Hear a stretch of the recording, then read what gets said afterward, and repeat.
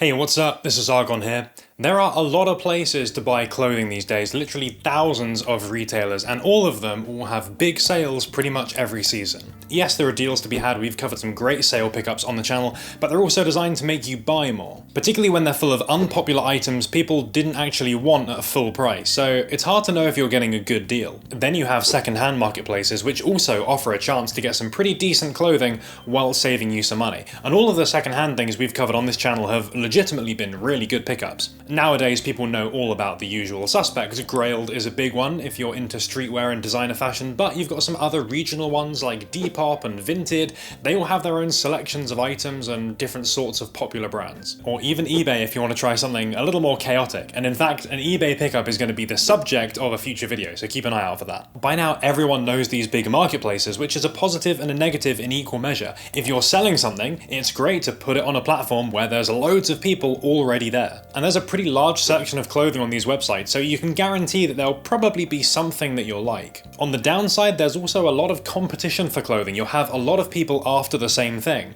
and it only takes one buyer and one seller to value a particular item very highly, and suddenly you're not getting some great deals anymore. However, there's a whole world of online shopping which is comparatively rarely discussed, but can be a great place for shopping online. Japanese marketplaces. Relatively unused by Western consumers and yet an absolute hotbed of activity in both buy it now and auction formats. So strap in and we'll take a more detailed look at this world. I'll be going over where to look, what to look for, how to use them as an overseas buyer, which really is not that difficult. And as proof of their usefulness, I'll not only be showing off some of the things available right now, but I will also be picking up a couple of pretty cool and relatively unique things fresh from Japan myself. By the end, you'll be fully armed with the knowledge to cop rare garms at some pretty decent prices. And if that sounds good, then hey, give the video a like because it pleases the blessed algorithm and it lets me know that this is the kind of thing that you want to see more of. With that in mind, let's get going.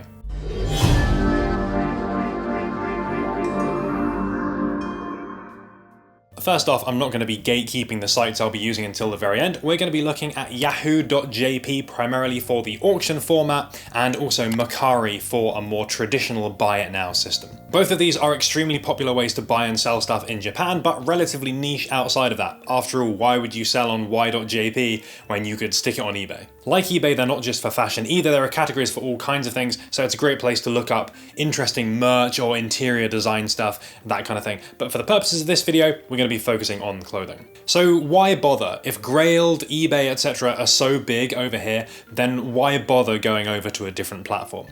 The easy answer is more localized marketplaces means more localized trends. Fashion is pretty global, there are trends that circulate throughout the globe, but all these different regions are going to have cultural differences and variations both in terms of what's hot, what's interesting, and the availability of different brands. Some brands which are a dime a dozen over here are comparatively rare in Japan and vice versa. There's a bunch of stuff that's maybe hard to find in the US or EU, but in Japan, all over the place. This doesn't just give us more choice, but better prices because there's more of it in Japan to go around. This applies to sizing too. In Japan, larger sizes might come up less often, but there's also less demand for them because a lot of Japanese natives are not going to fit them. This is a great opportunity for US and EU buyers where those larger sizes might be welcome, and in fact, that exactly plays into some of my own pickups, which we'll be looking at later. Essentially, we're here to enjoy those regional differences, so we want to be looking at things where the availability might be higher or the desirability lower in Japan versus our home country. We've identified one area where that might be the case, larger sizes, but we should also pay attention to brands as well. And in fact, shopping by brand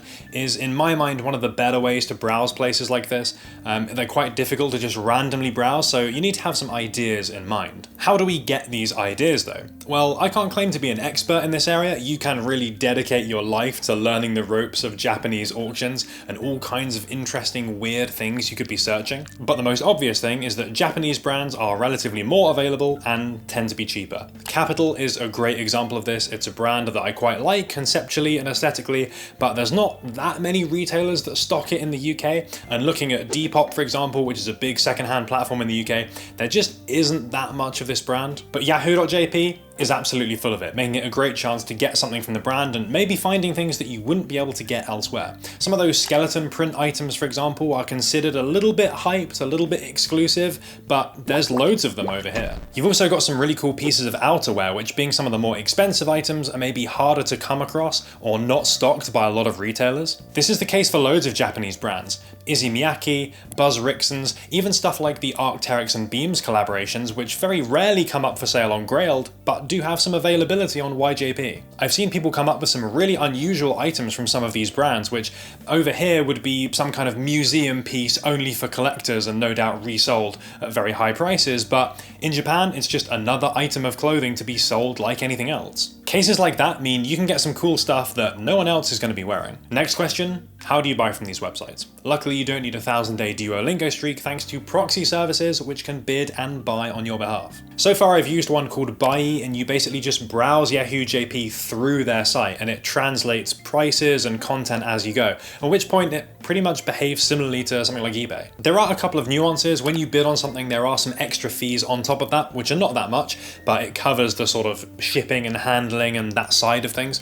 So it's best if you're buying more substantial items than like one t-shirt, for example, but you can get them to group multiple auctions into one big package to save you on shipping costs. It might help you if you do a bit of a Japan clothing haul or buddy up with someone else. Also, when you put a new bid on something in the last 5 minutes, it'll extend the timer to 5 minutes, so you can't do the eBay last second auction sniping. It's best if you just put in the price you're willing to pay for something and then sit back and let it do its work. So that's how it works. It's honestly not complicated stuff, but it's just one of those platforms that a lot of people are not really aware of, or if they are, they have this perception that it's like a very strange and very complicated thing to do. If you have at least a vague idea of what you're after, you may well find success on these platforms. I've been looking through here over the last couple of months or so, and I've picked up a couple of interesting things, so let's check them out. First is something that arrived pretty recently. I mentioned Kapital as a good potential brand to look for, and indeed I've got something from the brand here. This is one of their ring codes, which is one of their more iconic designs. There are loads of different versions of this made over the years. They've been worn by Drake and Liam Gallagher, and now Z-list YouTuber This Is Antwon. In the UK, these are quite hard to get hold of new, but I think they retail at like £500, maybe more. I managed to get this for 170, I think, including shipping and everything like that, which is a pretty substantial saving, and it's cheaper as well than what's easily available on Grailed and other secondhand platforms. And this wasn't some kind of insane rare steal I spent hours hunting for, it just happened to be available when I was browsing one time. I have to admit, I don't actually know how old this is, but it does differ to the typical ring coat design in a couple of ways. Firstly, this uses poppers rather than the typical buttons. Slightly cleaner, a bit more modern looking, and easier to do up as well, although it doesn't quite have the security of a button, of course. It also has back-mounted pockets, so now you can keep those snacks safe for the entire squad, and not just you.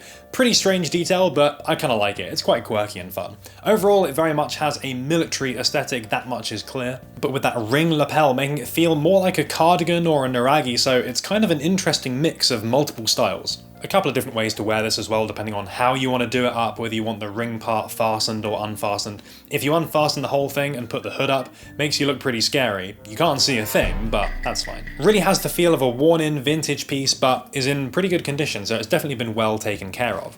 Only downside for me though, I got this in a size 3, which is normally equivalent to a large. I have a Kapital Naragi in this size, so I thought, oh yeah, that'll definitely be fine. Although I really would like it more if the shoulders were a bit bigger and the sleeves were a bit longer. Reminder to check the measurements on this stuff, especially when we're talking Japanese brands, things often do come up a little bit smaller. Otherwise you'll be punished for being lazy and complacent like me, so I may well end up selling this on, but it's definitely not the code's fault. Second thing I got though, I am super happy with, we have right here the Acronym EP1B. They released an FW0304, so that's right, these are nearly 20 years old, and considering that, they are in great condition. They cost a little bit under £300 total, which I don't think is unreasonable considering the price of new Acronym stuff, and that these are actually not that common to find these days. Since buying these a couple of months ago, I have literally seen one other pair for sale, and that was also from a Japanese secondhand retailer. They're a size L, which are perfect on me. I'm about 6'1", 6'2", but I have no doubt part of the reason these were hanging around is these are going to be too long for most people, frankly. I absolutely love the fit of this. Despite their age, they feel right at home in 2022, and they suit my wardrobe and sneaker collection really well. The internal waist Velcro adjuster is a really nice touch, and it means you can totally dial in the fit of these.